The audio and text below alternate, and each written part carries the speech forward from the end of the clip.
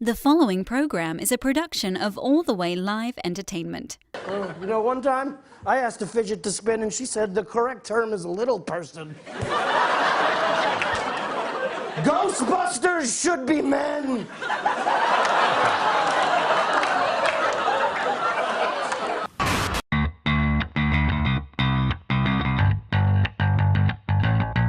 Welcome to the Movies and Stuff podcast, where we talk movies, animation, television, comics, and everything in between. Now, here's your host, Mr. Green. All right, it is the Movies and Stuff podcast, and what's going on this one is the Ghostbusters franchise. Me and Doom are going to talk about the franchise from top to bottom, and not just the movies, but we're going to go through all things Ghostbusters. It's going to be the TV show, the animated shows, the release of the movies, some of the properties that were kind of delivered as a result of the movies, and a little bit of the history that led up into the Ghostbusters altogether. So, Doom, what's up, man? Have you done your Ghostbusters research? Have you shifted to a couple of these things? Well, yeah. And I have to credit you with putting me on to some stuff that I thought was just pretty interesting and mind-blowing. So, I will say, what, you want me to say it or you going to say it? I mean, let's just get right into it. Well, you can say it. Go ahead. Knock it out. Okay. To everybody out there, I'm 39. Okay, we're children of the 80s generation, right? We all know the big controversy, the real Ghostbusters versus the Ghostbusters, right? We all remember that. You remember that? Yeah. And I admittedly was not a fan of the original. Well, let me not say the original, but of the Filmation property. The fake Ghostbusters. I thought it was silly. I thought it was over the top. And before anybody out there listening, because I know that if you listen to this, you probably saw a picture of either the Columbia Ghostbusters with Bill Murray and whatnot, or the 2016 Ghostbusters. I promise we'll get to that. All of this is related. I guarantee it. Just stay tuned. But go ahead. The fake Ghostbusters. and I say that because that is what we all knew. We said this is not the one that we saw in the movie. Why are they making this cartoon? This is horrible. This is whack. And of course, we all watched the news like, oh, this is really not that bad. But it still wasn't the real Ghostbusters that we knew, which in turn they bring out another cartoon and they called it The Real Ghostbusters because that's what we all called it. That's correct. But my mind was blown. Mr. Green told me that, yeah, I had it wrong. The real Ghostbusters was actually the Filmation version. Yeah. I mean, go ahead, man. Go ahead. You blew my mind with that one. Well, I think it's safe to say that in talking about the Ghostbusters franchise, we can't really talk about that unless we go to the history of Ghostbusters, and you can't really go into the history of Ghostbusters until you feed backwards.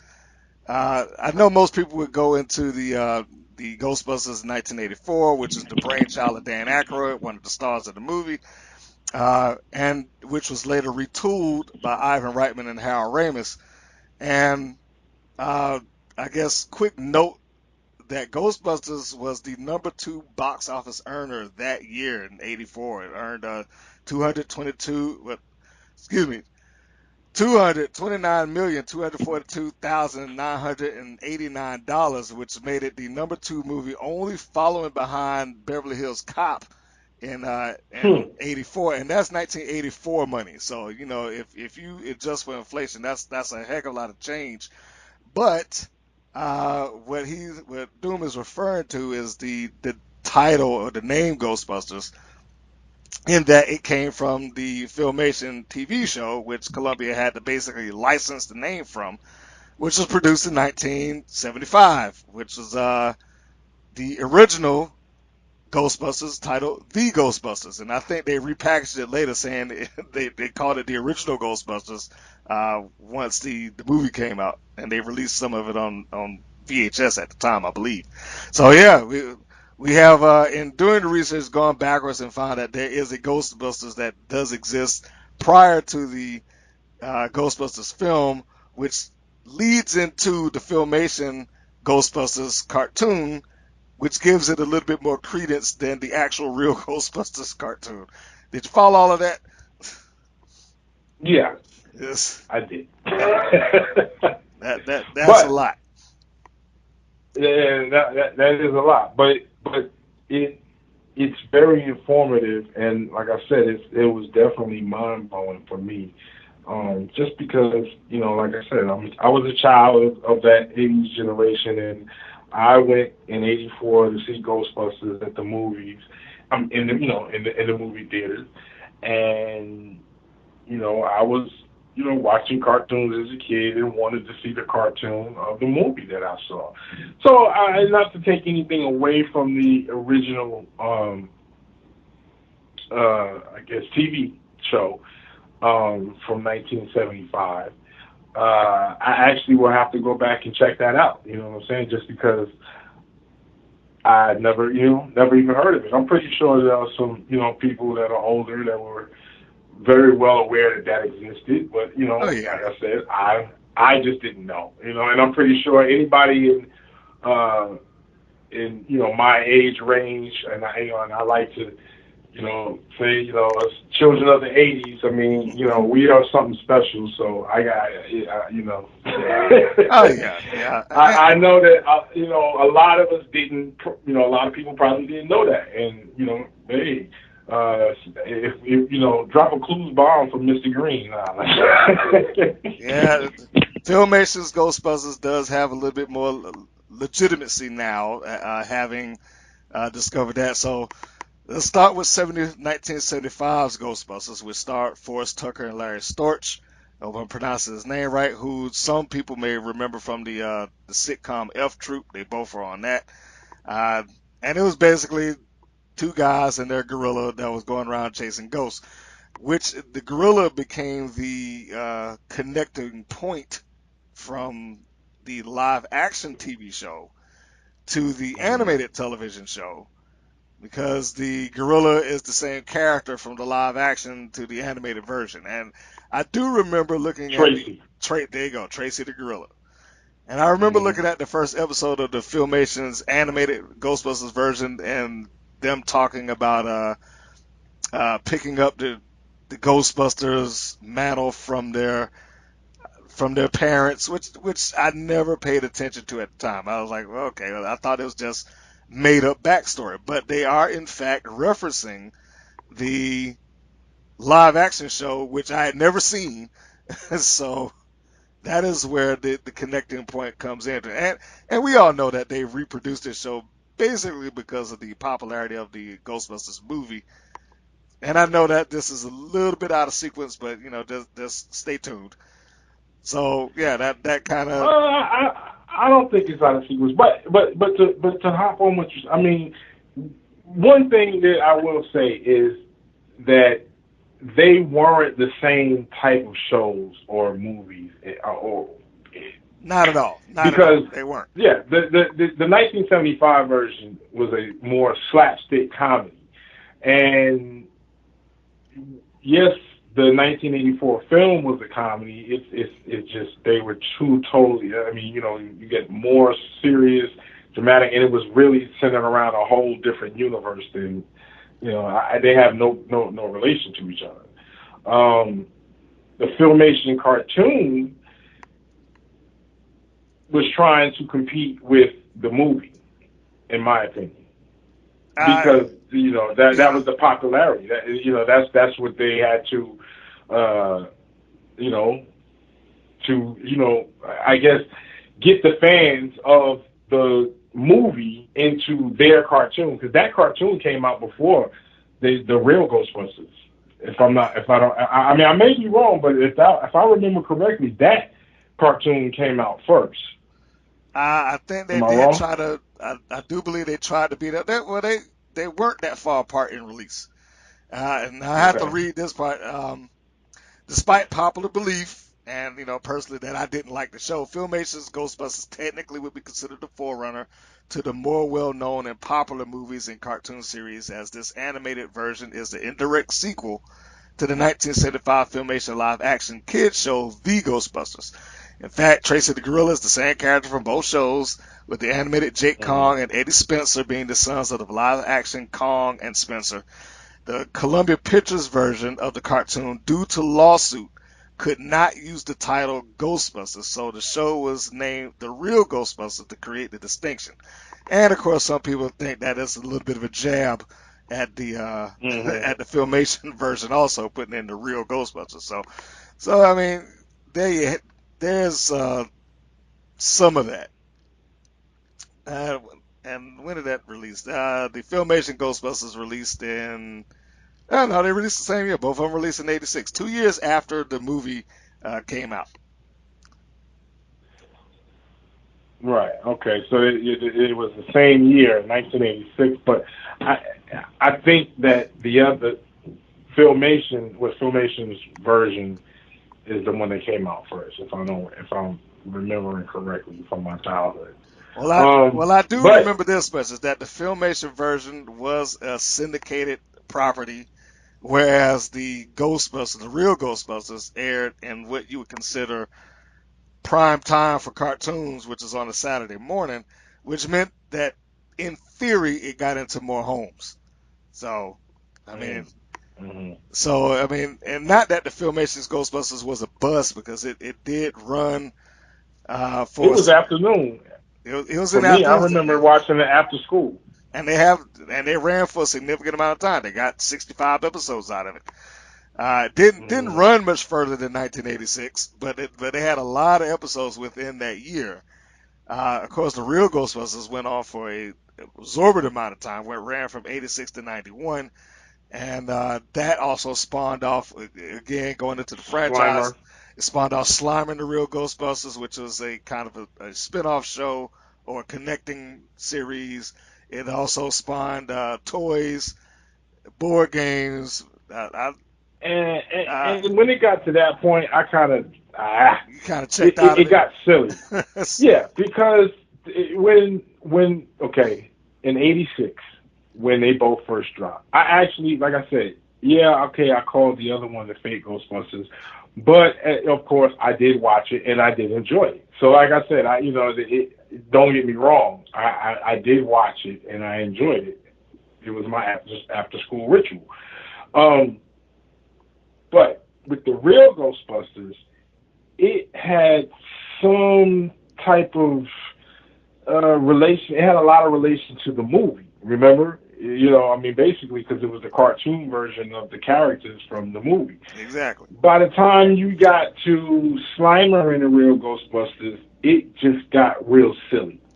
It had nothing to do with the movie. I mean, yeah, the characters were the characters based off the movie, but it just it just got sillier and sillier by the time you got to that. In my opinion, but maybe it was just because I was growing up and getting older. I don't know. No. Actually, I guess that would go into one of these next things. Now, this comes from IMDb.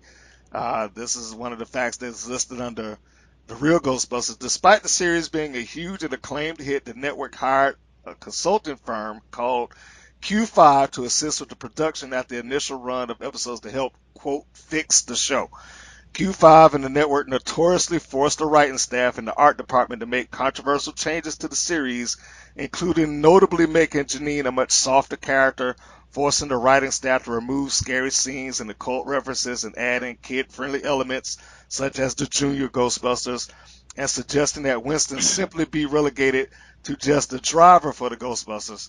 The changes were so severe that the story editor and frequent series writer J. Michael, I can't pronounce, Straczynski. Well, good. Hold on. Stop. Sorry. Stop. No, stop.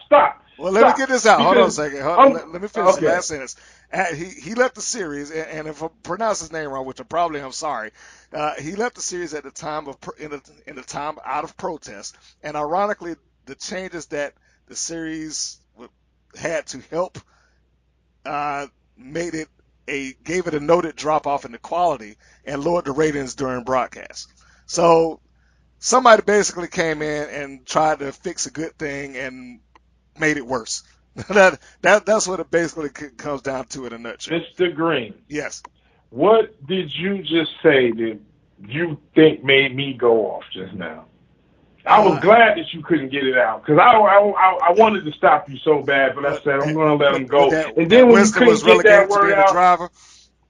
they made Arsenio Hall the driver. Well, Arsenio probably left by then. So who was? Oh, that's where they had the new Winston. Yeah, they did have another voice playing Winston. They had two guys play Winston, two guys play Peter Venkman. I want to say only two people stayed from start to finish. Because Buster Jones picked up Winston Zeddemore after Arsenio Hall. Arsenio was the first. And those first couple of seasons, which of course I want to say is available now on Netflix for anybody that hasn't seen it, which are really good. And like, it's almost like they didn't really make that show necessarily for kids. It was funny, and it did have some, I guess kid-friendly stuff in it, but it wasn't dumbed down. The changes that they're talking about here is when they started, making Slimer a bigger character in the show. Yes. Basically, so let's try to sell toys and make sure the kids can see these guys go on adventures and so on and so forth.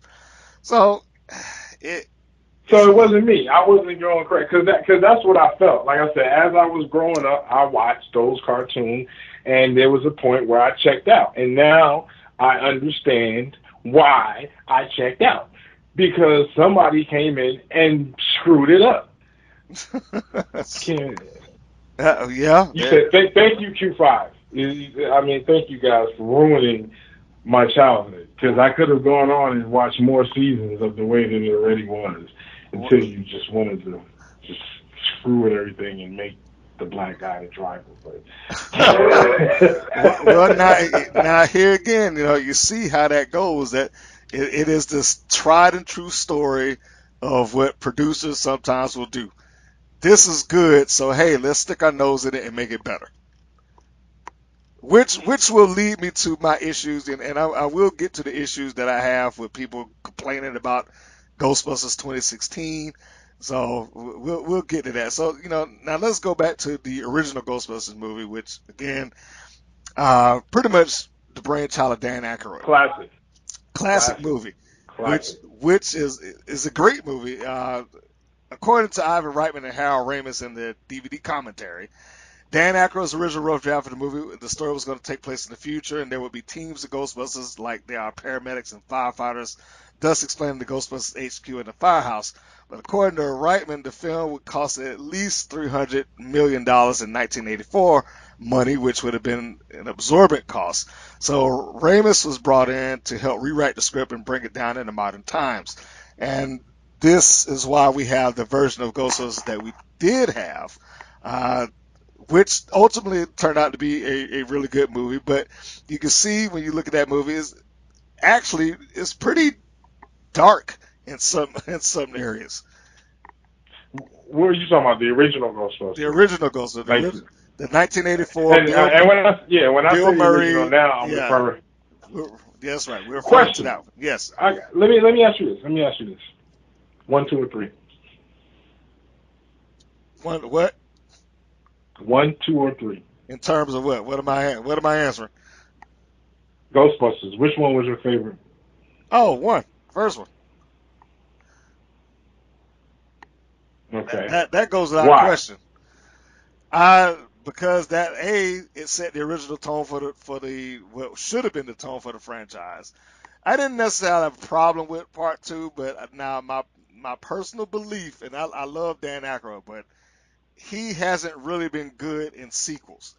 Anybody that feels differently, leave your comments below. But when I've been a huge Aykroyd fan from Trading Places on up, but when his sequels never seem to work. Whenever he writes a sequel, it doesn't come out well. I never enjoyed the plot behind Ghostbusters 2. It seemed far-fetched that these guys could go through all of this effort and time and save the world and all of a sudden nobody remembers it. Granted, the movie's supposed to take place, I don't know, 5 years after the fact. I was like, but come on, nobody remembers this. I mean, have they fallen off that far off the deep end that this is taking place? So I didn't necessarily care for that, and you could tell, and I was going to get into that a little bit later, that the cartoon by that time had its influence on Ghostbusters 2. So I mean, it certainly came off like they were trying to get the two to meet in the middle. I guess that's probably a good way to put it. In fact, I might as well Okay. go into this quote now because I had these things when Columbia produced the Ghostbusters sequel 5 years later with Ghostbusters 2, with all the original cast returned to pick up their roles. The movie had been influenced from the fact that the Ghostbusters cartoon had been running between the films. This, like Slimer being returned, or they brought him back. And if you look at the Slimer in the first movie opposed to Slimer in the second one, the look of the character was made more kid friendly, which was the direct influence from the cartoon and the character being in there. So they lightened up the movie significantly by the time it got into Ghostbusters 2, opposed to Part 1, where I stand by this. If you look at Part 1 and turn off the volume, just turn it off and watch the movie. And anybody that's listening right now, open up another tab, pick out a scene on Ghostbusters, and just mute it and just watch it. The movie in and of itself is relatively desaturated. And if you looked at that movie from start to finish and you exclude the Stay Puft Marshmallow Man, there's nothing about that would look funny. Like, I can't think of a What do single. you mean? Okay, let's take them in the library at the beginning of the movie where they get scared. If you're From the not ghost. from the ghost, if you're not listening to that, it wouldn't Mm-hmm. seem like it's a funny scene. They do it. Oh no. Yeah, they do it any natural. Okay, They I they got you. scare and they run, right? Yeah. Yeah. When Like it would seem like a horror. it would seem like a horror. When you see Sigourney Weaver's character when she's in her apartment and the eggs frying on the Yeah, counter the refrigerator. and the Man, refrigerator. that movie used to scare me as a kid. I mean, but it not scare me in a, I guess, not in a really, really bad, but it was frightening, I should say. That's what I should say. Yeah, Like those scenes were kind of spooky. They were, there you go. There were like, elements of that were kind of scary, not overly Rick scary. Moranis Rick Moranis being when chased he down by turned that in. dog, that demon Yeah. dog. So again, Sigourney Weaver when she's sitting in the chair and the hands start popping out through the thing and she's getting possessed. All of those things, if you remove having to hear it, would look like, okay, is this a horror movie or not? Right. Right. Whereas I got you. you look at Part 2, it's a lot brighter. That Slimer doesn't look nearly as scary. Matter of fact, you go back in the first one when the ghosts are released and that dude steps into the taxi cab, it's basically a zombie sitting in the front seat driving him around. and it don't Yeah. and there's nothing friendly looking about him. All of that stuff looks weird and it could be a darker movie. So by the time you get to Part 2, they lighten that up significantly. Well, that's because the star of the movie, Bobby Brown. Oh Lord, Bobby Brown. I forgot Everybody that he was in that. Nah, man, how you forget that, man? You remember Bobby Scene? Yeah, can I have one of these packs for my little brother? That was a big deal in '89. The proton pack isn't a toy, son. I guess he's right. But I definitely agree with you on that one because I never really thought about it, but yeah, it was a dark movie and I enjoyed it for that, and that would be the reason why Part 2 seemed a lot lighter. It definitely seemed a lot lighter. But it had its dark moments too. Now with this Vigo. Yeah, now it had its dark moments. I just didn't think it was as dark. I guess Vigo the Carpathian. Hmm. Yes, I mean I mean, it was there, and I'll meet you halfway there. I mean, it was a it had its moments. It just, like I said, it wasn't as dark a movie. I didn't think it was quite as well written personally, but that's my personal opinion. Uh, hmm but I also do know that the character of Winston Zeddemore was originally supposed to have more stuff on it, uh, provided that Eddie Murphy took the role. People, people, when it was written and offered to Eddie Murphy to take Winston Zeddemore. hmm. And that was the original. and, They said had Eddie Murphy and accepted the role, the character was meant to appear more in the film, but he would have joined a lot earlier in the movie, and it would have been him that got slammed in the hotel and other stuff like that. But when Murphy declined the role, the script was rewritten to have Winston appear about halfway through. so Ernie Hudson got the short end of the stick, but he got but Ernie Hudson will always be Winston Zedmore. Yeah, Every time I see that guy, hey, that's Winston. My kids will that's probably be like, "Who's Winston?" probably. Ghostbusters. Yeah, well, yeah, they probably won't have a clue who you're talking I about. don't remember. Uh, him in Ghostbusters. Was he with the? No, no, no. Those were girls. That was the new Ghostbusters. That the new Ghostbusters. Well, he was in that one too. And Winston He, was in. well, not Winston, but Ernie Hudson did appear. He did his cameo. Mhm. Mhm. So yeah, Like I said, they don't know who Winston is. This new generation. well, no, they, they wouldn't. Now, question: What's that? Which now with this whole big thing in the cinematic world, with everybody wants to have a universe. How does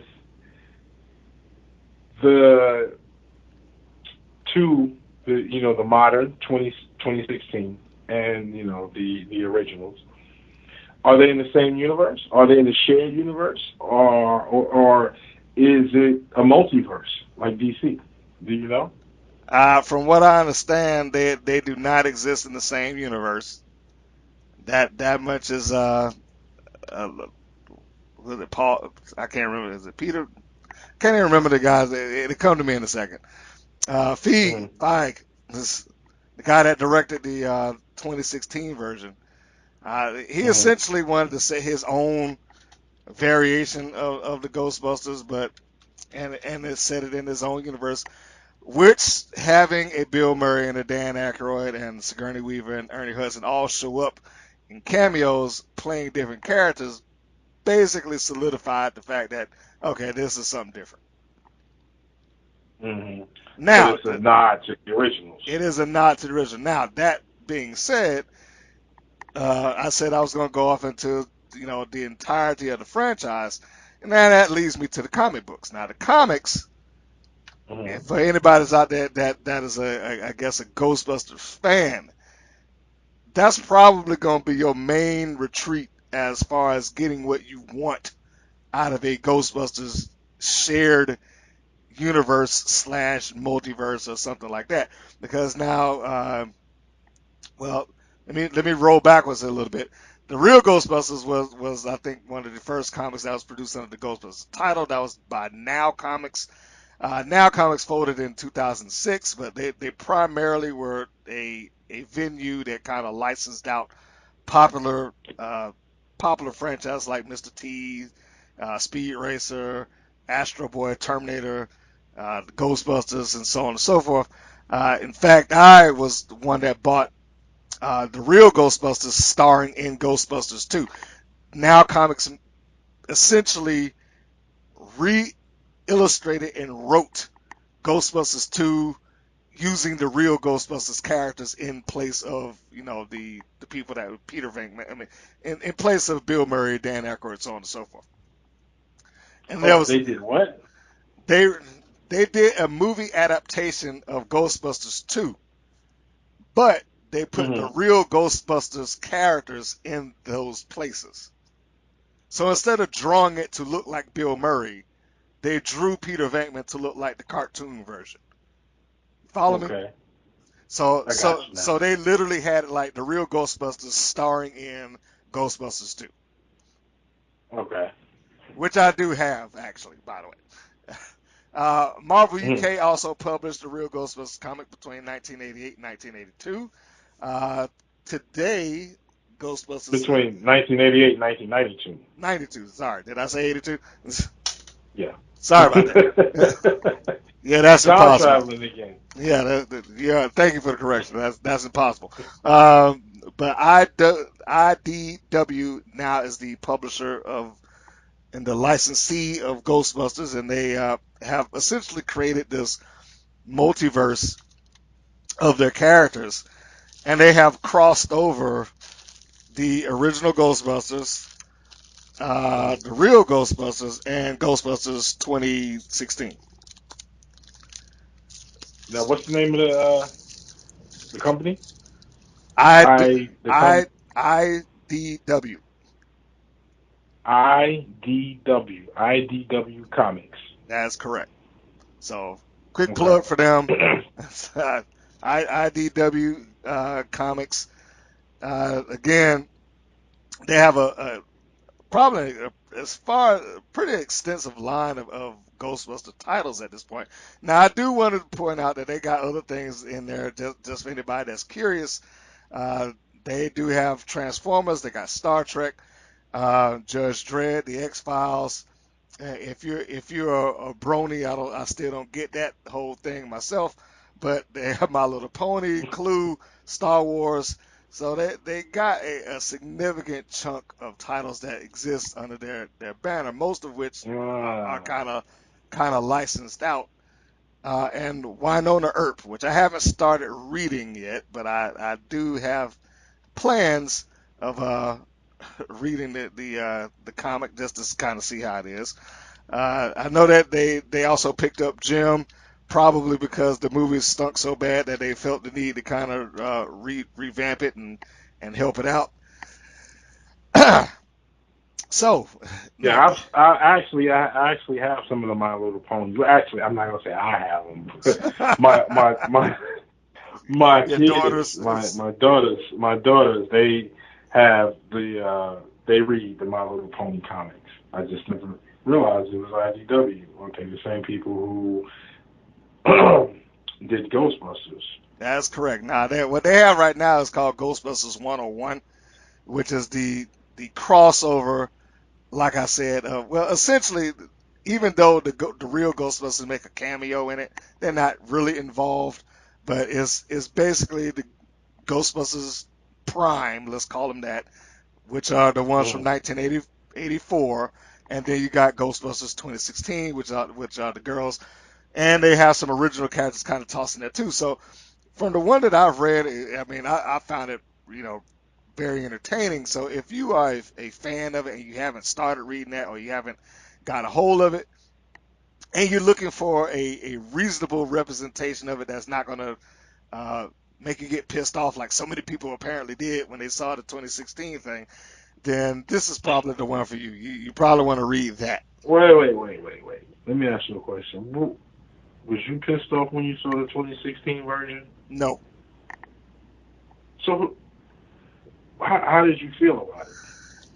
Uh, I always felt like if you're walking into that movie wanting slash expecting it to be anything close to the first Ghostbusters, then you're gonna get let down. You're gonna be you're gonna be sorely disappointed. Uh, by comparison, that 2016 version that is kind of the same deal that I said between Ghostbusters 1 and Ghostbusters 2, where 2 felt a little bit lighter. It felt like it had some influence off of the cartoon and all that stuff. Well, by the time you get to 2016, that thing is like all cartoon. It's super bright. It's very colorful. It's the typical summer Nothing like the blockbuster. original. Nothing like the original at all. But did I necessarily have a problem with that? No, I didn't. I did. But because now I didn't have a problem because I kind of when I walked into it, I divorced myself of the original Ghostbusters. Like I'm going to watch this as a standalone and see why, see if it's any good. Now, why did you have a problem with it? Because I didn't have a problem with them using females.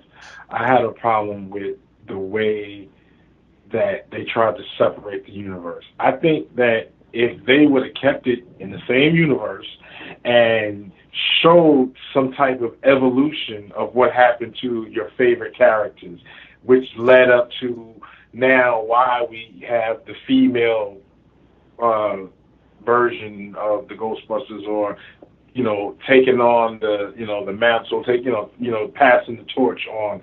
In the way that they did it, like you said, yeah, you had some cameos in the movie, and that was cool. That was cool for us.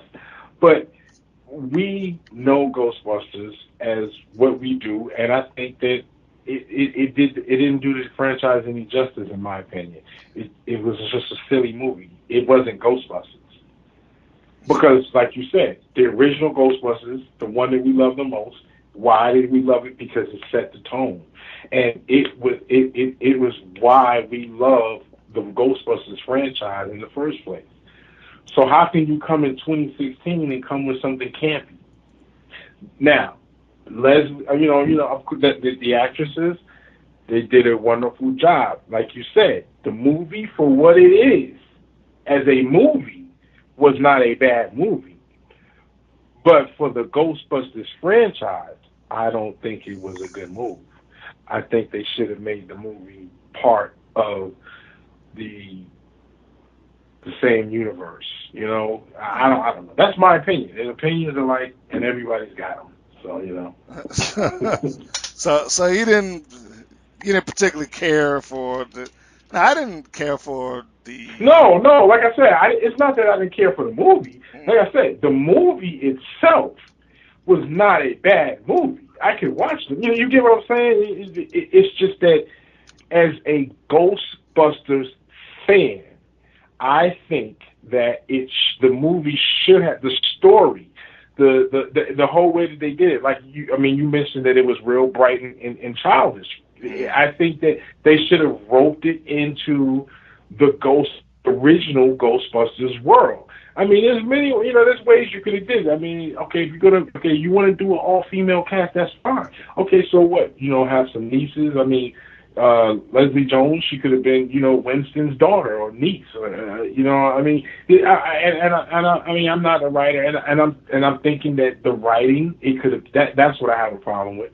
Okay. I have a problem with the fact that it could have, like I said, the story, it could have continued the legacy of what opposed to starting over. Yeah, because that's not even a start over. That's a bad imitation. And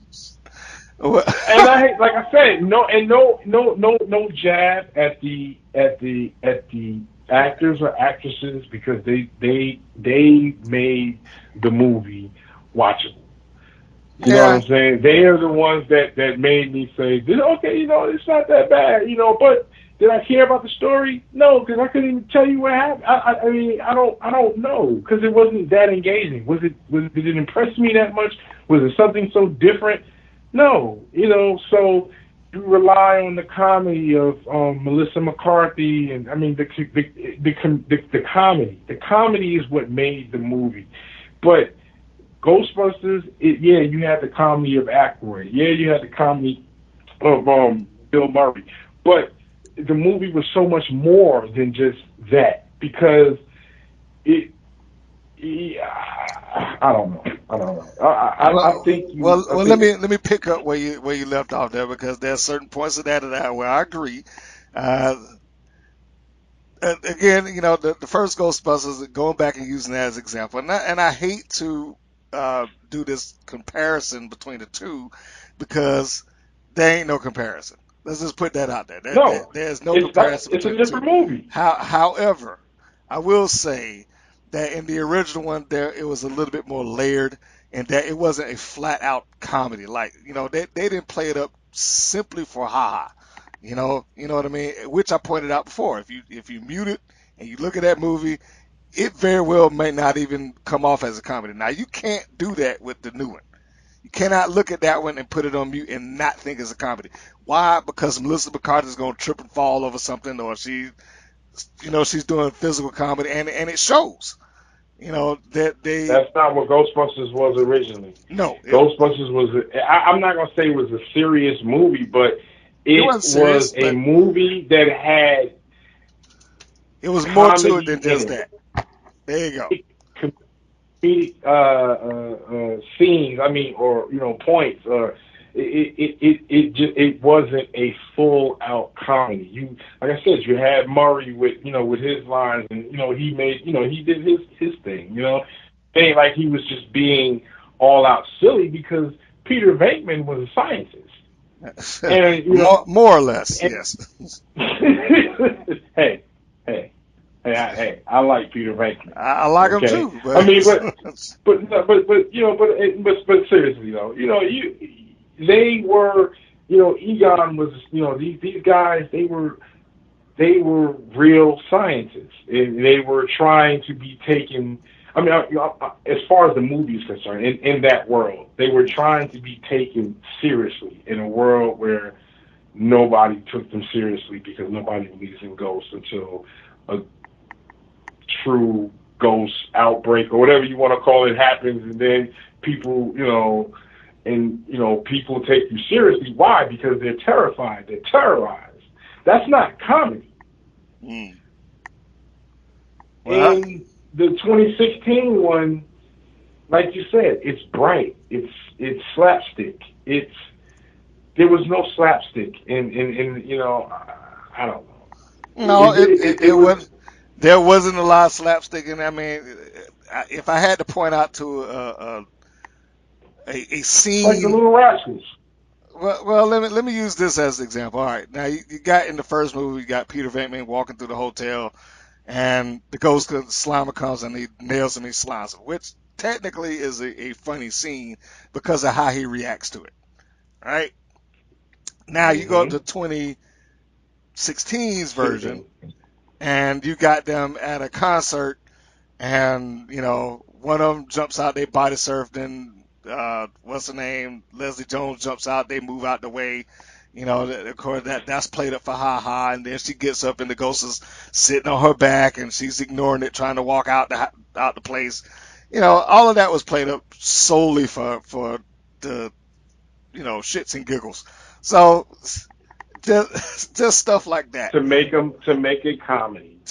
Exactly, like he was that pushing movie was for a comedy. It was flat out comedy, and there was no middle ground to that. Question. What's that? Not to cut you off, but hold on. Question. When the 1984 version was released, was it released as a comedy? Because I don't think it was sold as a comedy. I was a kid. It was sold as a comedy, and it was sold. Was it? Yeah, it was sold as a comedy mainly because you had like two of the top comedic actors of the day in that movie. You had Bill Murray and Dan Aykroyd. Harold Ramis was a widely recognized comedic writer. He might not have been considered necessarily on the A-list acting thing, but people knew him. They knew him from Second City Television. They knew him from Stripes and other little things like that. Right. He wrote Animal House, and I can't remember if Vacation came before that, but he was really good at writing comedy. So it was sold as a comedy, but it wasn't overly reliant on it. I think that's where Ivan Reitman kind of came in and kind of helped balance it out. Whereas in this version with Feig, I'm just gonna say Feig. Whereas with his version, they played comedy up to the point where it almost got silly. Almost? It was silly. Yes. The case in point, The receptionist. What's that dude? What was his name? Kevin. Oh, you talking about Thor? Yeah. Like he was so over the top and so ridiculous that it took you out of it at times. It's like, why is this dude? Who is that stupid? Like this could not exist in the real world at all. Yeah, I mean, like, okay, Janine. Janine was, yeah, her character was funny. Rick Moranis, his character it was funny, but these were real people. He's that guy that lives across the hall that's just annoying. Oh, he's the little nerdy guy. Oh, okay, hey, why don't you come over? But and then you go to what is Thor's name? Kevin. His name was Kevin in the movie. Okay, yeah. That Kevin, guy. yeah, I wear glasses that don't have lenses. I don't know what the phone is when it rings. Stuff like that. I was like, that is just beyond Yeah. ridiculous. That's just like watching the episode of Saturday Night Live. Yeah. Ghostbusters. You could take Ghostbusters and make a parody out of it. When I say Ghostbusters, the original. Okay, you got the 1984, guys. You could take that and make a slapstick parody. But what does that tell you? That tells you that the original wasn't that way. So why would you remake it and make it that way? Give it some grounding. And the grounding for me would have been to rope it back in to the original world. Now, people were already, apprehensive about them redoing that classic in the first place. Yes, they were. I resort back to thinking about Total Recall. Mm. Okay, another classic, right? Yeah. Total Recall. They remade it. 2014, 2013, 2014, 15, somewhere around there.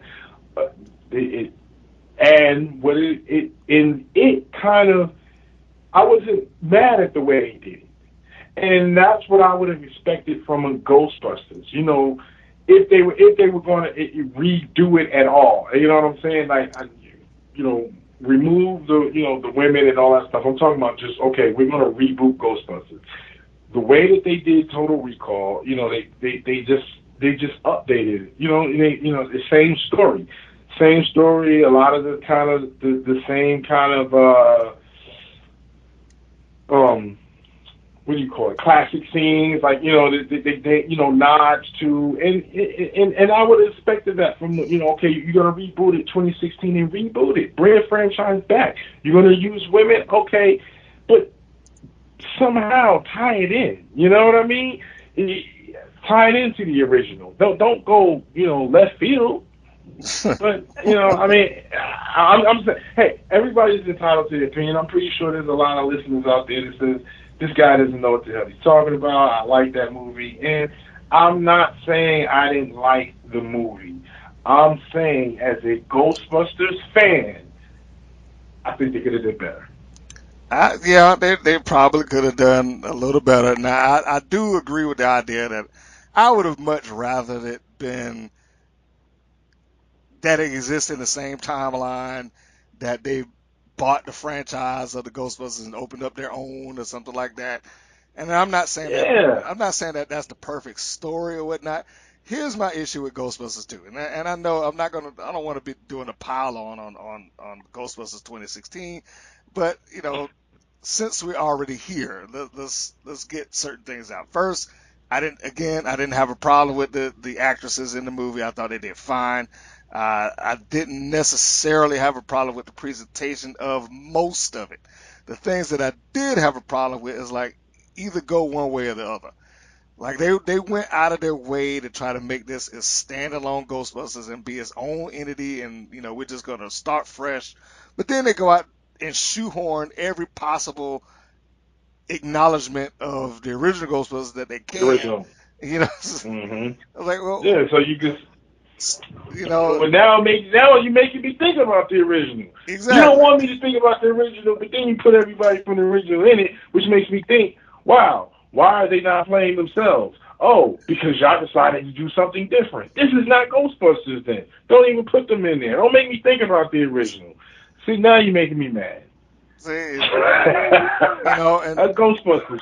like just to have a guy that's spray painting the Ghostbusters logo on the subway somewhere, just because, stuff like that.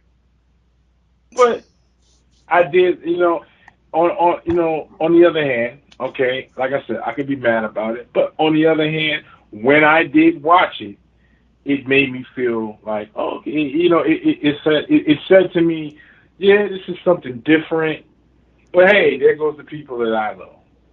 That was the Easter egg, the thrill, Yeah, for the you got Ghostbusters your fan. cameos in there. You got your cameo scenes in there. And I did appreciate them dedicating the movie to Harold Ramis because he had passed, basically shortly before it released. So, I appreciated all those things. I it, I stand on this much because there was a lot of people that gave a lot of crap to the all-female version of Ghostbusters, saying, they can't follow the original one. Well, guess what? The original people couldn't follow the original one, so come on. I mean, Was the sequel? yeah, I was like, Ghostbusters 2 was not good. I'm sorry. It Hey was. man, Bobby Brown was in Ghostbusters too, man. Respect that movie. I, I can Respect respect it, that movie, man. but you know what? Whenever people talk about Ghostbusters, they skip over. It's like Ghostbusters 2 almost don't even exist. They talk Ghostbusters 1 and then they talk this one. They don't even bring up Ghostbusters 2. Yeah, I mean, but if you like I said, if you were going to reboot Ghostbusters, right? Mm, What would you have done?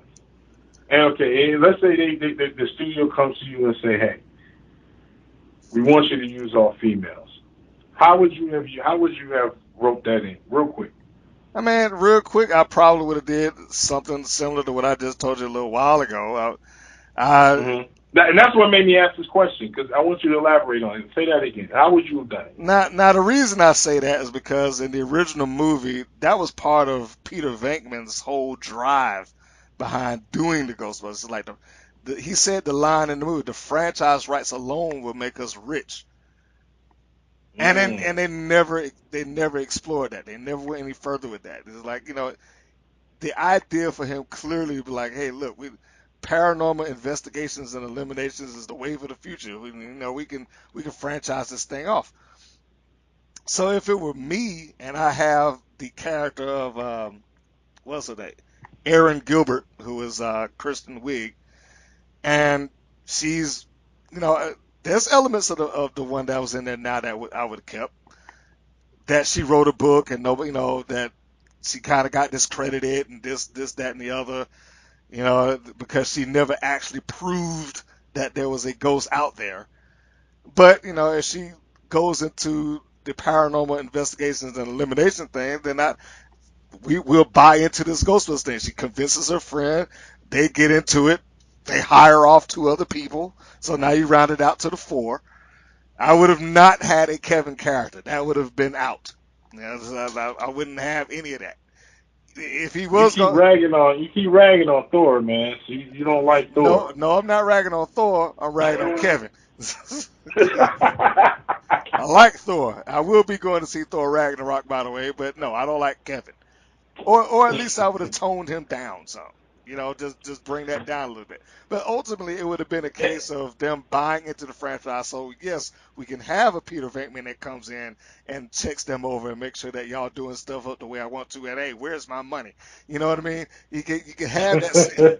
You can have that scene where he comes in and do that. You can have a scene where a Ray Stantz comes in because they need some technical help. You can get those cameos in there without the benefit of worrying about, let's just create something for them to do. I didn't necessarily think that. I like Sigourney Just throw Weaver. him in there. Yeah, I didn't think that they needed to just be shoehorned in. Like, here's Dan Aykroyd as a taxi driver. Here's Bill Murray as somebody who doesn't believe in ghosts. Here's Sigourney Weaver as what's her name's aunt, and here's Ernie Hudson as the uncle that lent her the hearse. Yeah, I didn't. It was nice to see it, but it just felt like let's just force this in.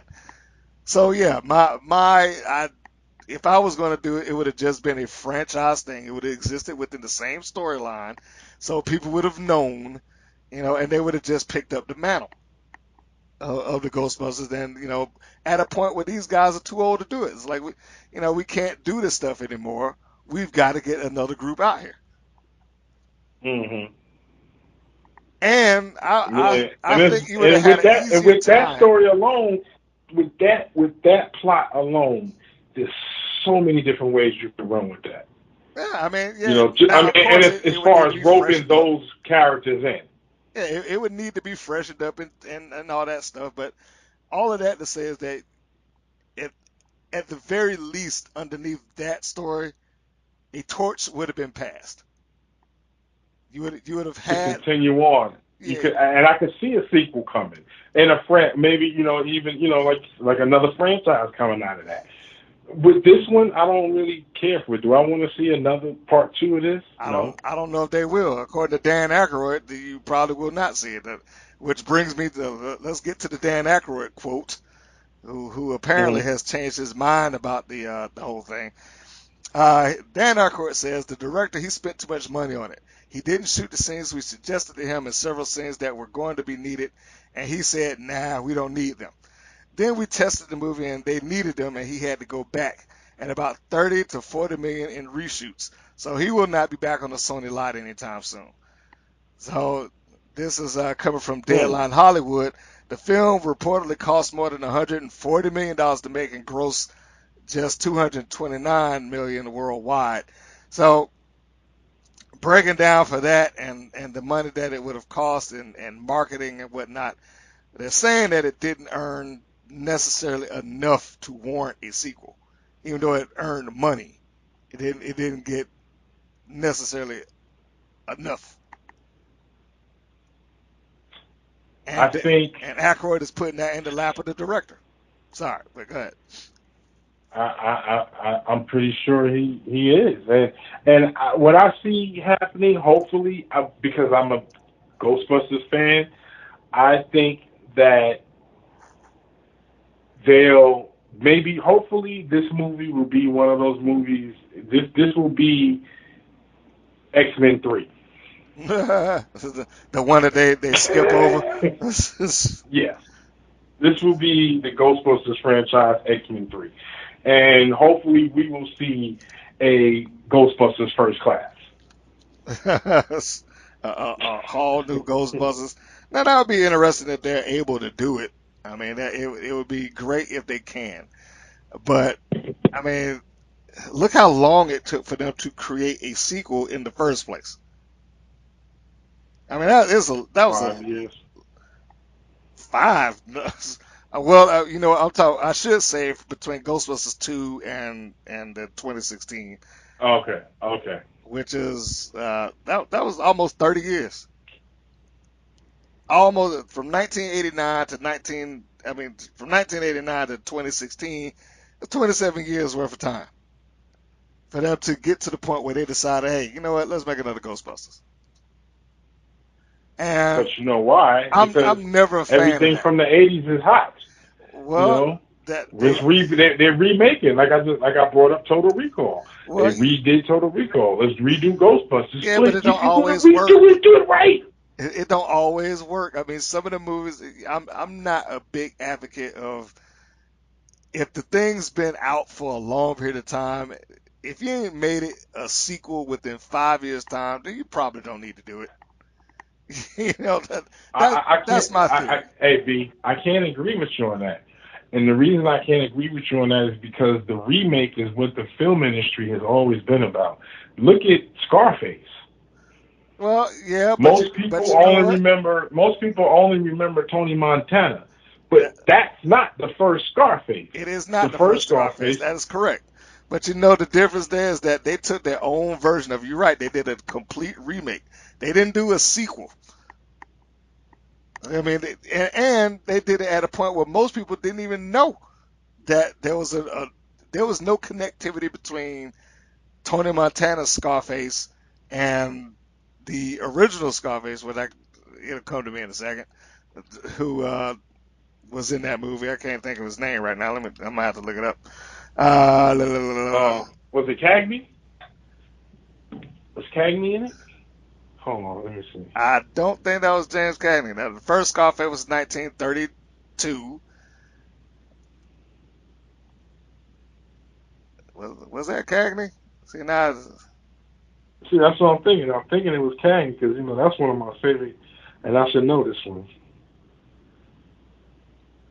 I mean, his hair is like him, but that don't look like Cagney.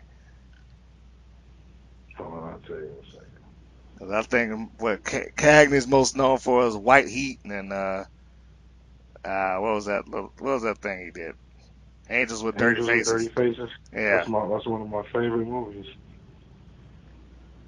So no, but anyway, the point being is that the 1932 version has no relation whatsoever to the 1983. Paul Mooney. So when they did their remake, Paul Mooney was played Tony in the 1932. Okay, so there you go. It's like there's no relation between that one and the Tony Montana version, other than the fact that his name is Tony. Right. So I mean, And that was about Italian gangsters. yeah.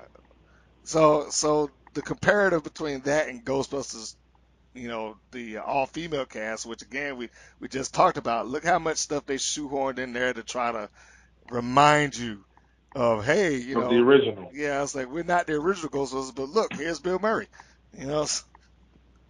Right. Tony Montana, he was a Cuban immigrant. I mean, the story, it was a whole different. Basically, it was Scarface by name, and that was it.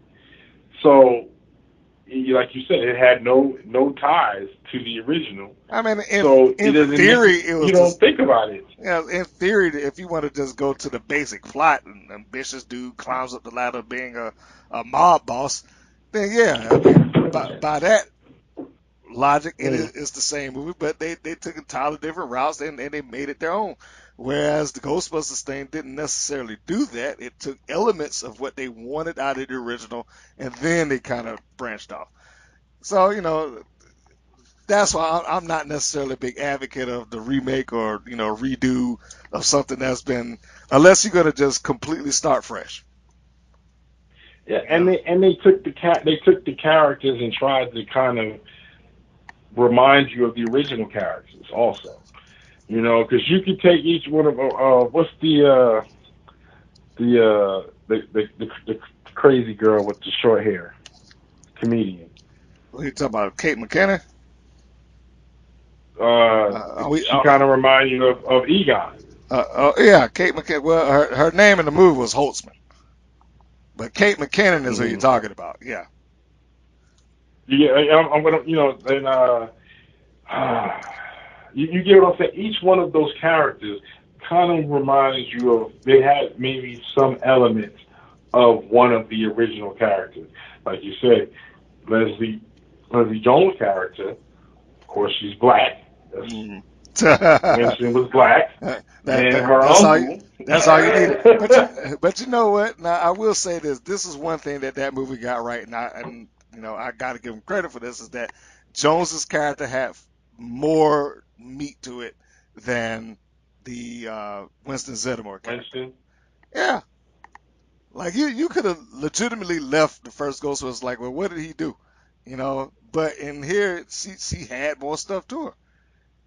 They gave her some. They kind of just added Winston in that movie. Yes. Like if you watch the movie, it was like everybody serves a purpose, but we needed one more person. That's kind of how Winston was like the one more person type thing. The way it felt when you watch the original. Yes. It's not like he held. Egon had his thing, and Ray had, Spangler had his thing. They had what they brought to the table to make the Ghostbusters. And what Winston brought to the table was an extra body. Yeah. And he wasn't.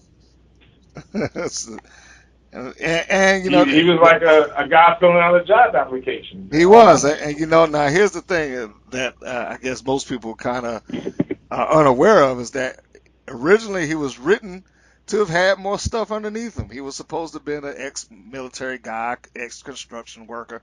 You know, they were supposed to have named off these things that made him the qualified guy that he was to be a Ghostbusters. Like, you know, physically speaking, he was supposed to have been great for the job. But what they decided to do, rather than have him come in and list uh, his accomplishments or his resume, however you choose to put it, we just start off with him walking into the building. Then you cut to her listing all these things that do you believe in ghosts, goblins, ghouls, poltergeists, this, that, and other, blah blah blah. So you didn't get any of the stuff that was written down for him, and that just kind of got glossed over. And so the only time that you even get any relative semblance of his background is if you watch the real Ghostbusters cartoon, where they did touch on it at some point. And I'm pretty sure the comic books probably elaborated a lot more on it. I mean, I've never read the comic, but usually when The you comics have gave a lot those more to it. comics, they usually go into a lot more of the backgrounds of the characters. Exactly. Now, here's another thing. Now, the comics, I think I brought it up before. I'm going to say it again for anybody that's interested in looking at it. Ghostbusters 101, which I think is a little bit of a miniseries. I want to say it's about 5 or 6 issues that cross over the original Ghostbusters with the all-female cast.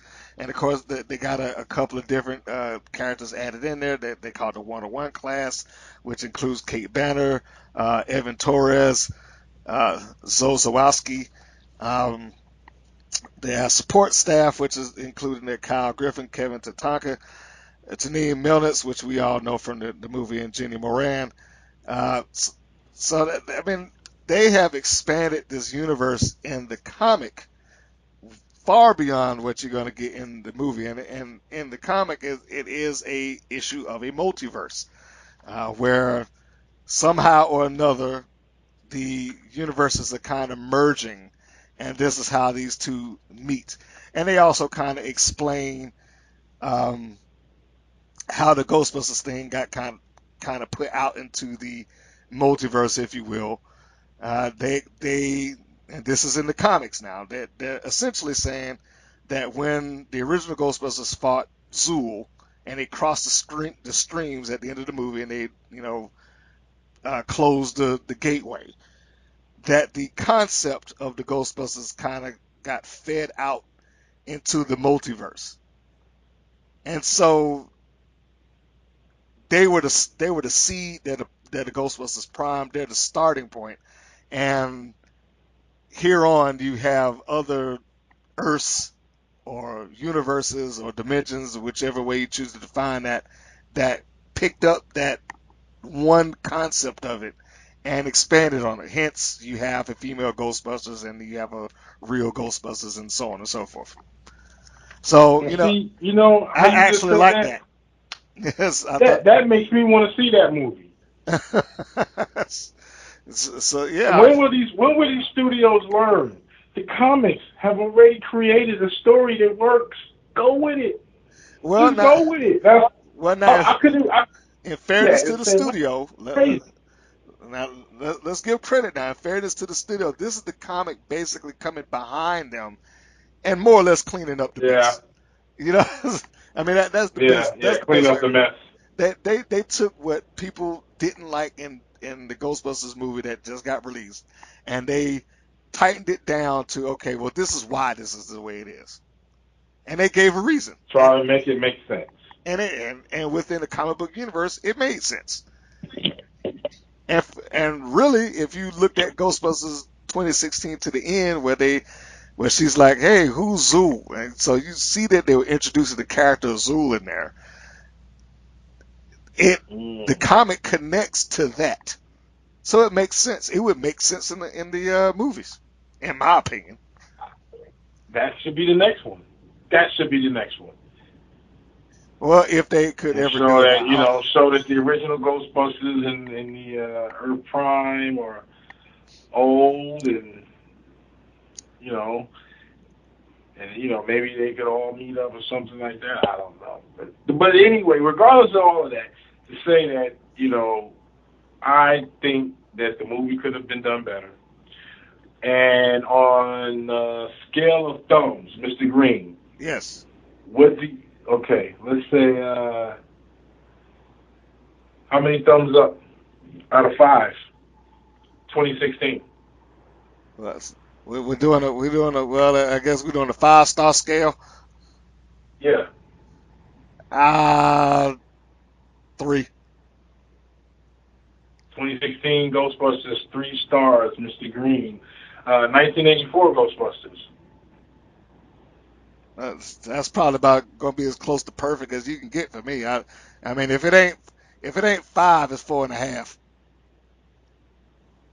Okay, Ghostbusters 2.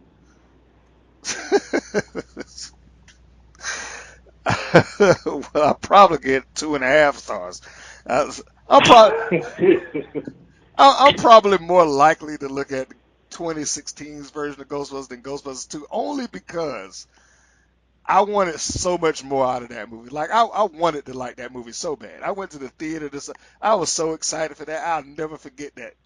Because I didn't get the chance to see the first Ghostbusters in the theater, and I was going to go see. I made it a plan when they announced Ghostbusters 2. I was going to go see that movie, and I wanted to like that thing so bad. But and the more I thought about it after I left, I was like, this really isn't as good as I wanted it to be. It just wasn't. It's Vigo. Yeah, that. It's Vigo. Yeah. You were like the buzzing of flies to him. Yeah, that. Right? I was like, what is this? That was the most memorable part of that movie was that little dude, man, in his painting, Vigo. He was hilarious. That and the ooze under the city that made everybody pissed off. Yeah. Let's get into the Statue of Liberty and drive this up to the museum. I'm like, come on. Come on. Yeah. Really? Yeah. That's almost like the Fast and the Furious. By the time you got to the last one, the stuff that they was doing was just really unbelievable. Let me drive this car up the wall. Yeah, that. Well, let's drive our cars out of the airplane and land and continue driving after we land after falling out of an airplane, even though I had a parachute. But anyway, that's right. I know that. That's a whole different franchise. That's a whole other story. Yes. But I got to say, before we end Ghostbusters, one of the most exciting things that I will see as a Ghostbusters fan is during Dragon Con, and when you see the Ghostbusters, so many different people with their Ghostbusters outfits, and I've even they even have the Ecto One. I've seen that and out there. I mean, you guys that that do the cosplay and they put so much stuff into that. They're the Ghostbusters guys. You guys know who you are. You guys are cool, man. I love it. I've seen some really, really cool the backpacks. You know what I'm talking about? The Ghostbuster, outfits with the backpacks. Real intricate work that makes it look cool and stuff. But yeah, the proton packs. Yeah. Yeah, the proton packs. Exactly. That's what I'm talking about. Like I said, man, I just wanted to get. I mean, since we're talking about Ghostbusters, I couldn't, let that go without giving those guys a shout out, because that takes time. That takes time, and you got to be a real fan. I mean, to get it, because some people are just so meticulous with, and that's something that doesn't even exist. But in that universe, it exists, and those people make it come to life. Yes, they do. So big shout out for them. Yeah. I mean, because we see it on the movies, and all of that is cool. But when you go to the cons and stuff, and you see the cosplayers, man, those guys, they deserve a shout out for what they do, because it's all for the love, for the fun, for the fandom, fanboys out there. Yeah. Shout out to you guys That's- and girls. of course, that's right. But I got one other, I guess, piece of news as it relates to that, because I don't think that they're giving up on Ghostbusters. So anybody that's listening to this and thinking that they aren't um, still trying, they are still trying. They do want the franchise to continue. Now I don't know if Feige is going to be the one that's going to carry that forth, because I don't think that they view him as having done a good enough job to warrant a sequel. At least that's the report. They said that the Ghostbusters reboot didn't go as planned, and it didn't generate enough interest worldwide to warrant a sequel. But the franchise isn't dead yet, and Ivan Reitman has some ideas about where it could go. Uh, his statement was, if he has his way, he'll have the latest reboot connect with the original Ghostbusters, which would unite all of the movies in a new franchise. Uh, Sounds like a multiverse theory. Yeah, it does. Let me see. His quote number one is, "We're doing a lot of work about where to go with the next Ghostbusters. I think one thing that fans clearly wanted, and so did I, that somehow we tie the worlds together. I think it was a little awkward that it wasn't connected, and it certainly hurt a lot from everybody out there. So I would definitely want to connect to all of that." That was the first quote. Thank you. Now the Thank second you. one, Because I think that sums up what we just talked about for the last 30 minutes. it did. Second quote from Reitman is, "What we've been doing a lot of thinking about the Ghostbusters franchise rights, because Ghostbusters, that idea doesn't have to take place in New York City. It can happen all over the world. I think it would be really cool to see Korean ghosts or Chinese ghosts, all those great traditions in the world, have all these tales and things those people are afraid of. To have a sort of local group of Ghostbusters that tie in with the head office in New York would be fun." So he is clearly thinking about the idea of the whole franchise, the Ghostbusters out type deal. Same thing you said. Yes, which is what I was, which I thought would have been the better thing. Now, how they would do that, with an older cast of the original guys, and of course, Harold Ramis, unfortunately, has passed away. So I don't know how they exactly would make that connectivity at this point, with them being the same age. I would just go with the idea that, hey, these guys have done their time. They've been Ghostbusters for the past 30 years. We'll just say Egon Spangler is retired, and Venkman is in charge of franchising it or something like that. Something just to Yeah, move it I mean, along. or you can have it where it doesn't even necessarily have to start at the passing of the torch. You could start where the torch has been passed already. Like this franchise thing has already been going on. Or you know what I'm saying? These guys have been retired for some years, okay, but this is the franchise of the all females. You don't, like I'm just saying, they didn't, as far as dealing with the original cast and the ones that aren't there, or no longer with us. That's just like I said, you don't have to. They don't still have to be fighting ghosts 30 years, and this 30 years into it, But however, I definitely agree. It definitely should all tie in somehow. That would be fun, and don't make it campy. No. Don't do the campy thing. It's 2016, man. We don't want to see the campiness. We're in the era of badass Batmans. Let's have some badass Ghostbusters too. That'll be cool. Let's how about that? Yeah. I mean, really, what do you like? Hey, if would you not want to go see a darker Ghostbusters, more serious?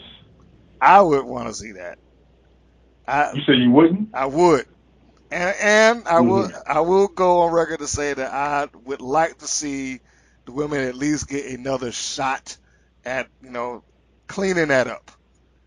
It could work. Because And that's why I had to say I don't have anything about the women. I think it could work. Go ahead. What were you saying? I said they did what they were asked to do. I mean, it's not like they turned around and said, "Let's be silly for the sake of being silly." That was the script. It was the writers. So and It was the writers. they were there and they brought it. They did what they had to do to bring that to life. I And mean, the director.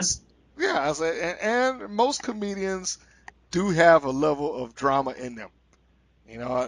That's just a given. I mean, Jackie Gleason said it best. He's seen many comedians that could do drama, but he hadn't seen many dramatic actors that could do comedy. That's true. Because you got to have the funny. The comedy is timing, delivery. It's you got to have it. You can't imitate. You know what I'm saying? You can't imitate that. That's something that comes natural. Oh yeah, absolutely. So that being said, you can study to be a dramatic actor. Yeah, that's just lies. Yeah. Well, I guess the quote is, many comedians have become good actors, but I don't know of any good actors who have become great comedians. That was from Jackie Robin Gleason. Williams. Jackie Gleason, 1986, from the Johnny Carson Show. So, anyway, that's just a little quote to toss out there for anybody that's paying attention. Mm-hmm. So that said, I mean, there's a lot of good stuff out there for anybody that wants, that feels the need to kind of go back into the Ghostbusters franchise. If you're kind of fed up with the movies, or the movies haven't offered you enough, then I definitely would say go to the IDW site and search out. They got a bunch of Ghostbuster comics that are sitting there waiting to be read. And it's not just Ghostbusters 101 for if you're looking for something other than that. I mean, they actually have a Ghostbusters International. They got a Ghostbusters tie-in with Teenage Mutant Ninja Turtles, which I haven't read yet, but I'm kind of curious about. I've seen that. I'm curious about that too. And I mean and what's so funny about that is the multiverse with the Teenage Mutant Ninja Turtles. Yeah, they got Ghostbusters The Other Side, so they've really they're taking their licensing of the Ghostbusters property pretty seriously, and they have really cranked out a bunch of these. Like I said, I picked up a few, and I've read a couple, and I've been entertained by the ones that I've read. So if anybody out there who hasn't come across the comic, I would say either hit Comixology or go to your local comic shop and check them out. See if you can get a good read in. It might be entertaining, man. You never know. Also, if you are here and you're listening to us, stop by the Movies and Stuff Facebook page, which a lot of these things will go up on podcasts and whatnot, and little tidbits and notes. Of course, Doom always drops some things down on Fanboys Facebook page as well, and which is actually that's a Facebook group, and anybody listening, you're welcome to join Fanboys TV, the group on Facebook, and we'll be doing a page for that soon too. Okay, so they have it. So that's open call. So if you want to drop your stuff off in the group and share your little bit of nerdisms, feel free to do that. And I will be branching out and looking for other things to kind of add into the movie stuff and Fanboys TV pages, or groups, I should say. So if you are looking for those things, they have it. And be sure to like the pages, man. Like the pages, subscribe to the feed. That's what keeps all of this stuff going. If you like the episode, make sure that you actually click like the episode, or click the little bell if you're on YouTube, so you get notifications, so you know when it happens. And anything else? Am I forgetting anything there? No, I think you pretty much covered. We got YouTube, we've got a Facebook page. So, and also, like you said, nerdism. I mean, as you know, this is what we do. Comic books, movies, anything. If you're into that type of stuff, definitely check out our pages. Well, and I definitely will be, for the benefit of this, which is why it's called movies and stuff, because I didn't want to, rope it into a certain boundary. But I will be digging through the crates of old footage and kind of uploading some of these old cosplay things that we used to catch out in Dragon Con and MomoCon and other places like that. So if you haven't seen it before, it's new to you, and I know a lot of people love the cosplay culture, which is really good stuff. So if you have that, if you're interested in that, you definitely want to check on to Movies and Stuff site, page, Facebook, Fanboys, whichever one you want to go to, man. I'm making sure that it's going up on each and every last one of them. So I think that's it. I've covered a wide plethora of stuff. So yeah, I mean, this episode should definitely be called Ghostbusters 101, because there was just like I said, you blew me with stuff that I didn't know about the multiverse. I didn't know about as far as that with the comic book.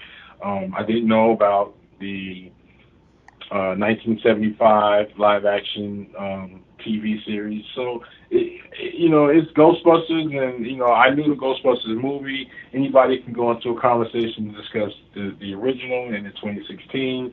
But Mr. Green, thank you for educating us on the history of Ghostbusters. That's right on, man. Well, that's what we try to do here.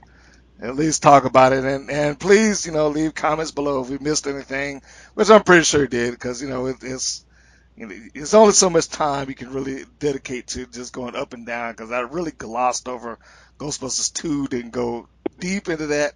But if you have anything else in there, we just kind of touched on Vigo the Carpathian and his little funny sidekick. He's Vigo! But and that's about all you remember out of that movie, isn't it? Vigo and Ooze and Pissed Off New Yorkers. Well, Vigo and Ooze and Pissed Off New Yorkers. There you go. And the fact that you can go out into any city and just dig, set up like you're like a utility worker and nobody questions you. And Well, they did question him later. He just had to come up with some good lies to try to keep him off his back. That's all. But that's the quick. Go see Ghostbusters 2. Oh Lord, yeah. Well, I'm sure they'll be happy if you do it. And I actually had that movie on VHS, if you can believe that, still sitting in a closet somewhere. So yeah, maybe. Go see Ghostbusters 2, and then forget that it exists, because we are waiting for the Ghostbusters franchise to drop their version of First Class or Days of Future Past, to just erase that movie from existence. Until then. Well, until then, I haven't decided what was the next thing is going to be, but until the next podcast, just stay tuned. I guess I could toss out multiple titles to kind of go over.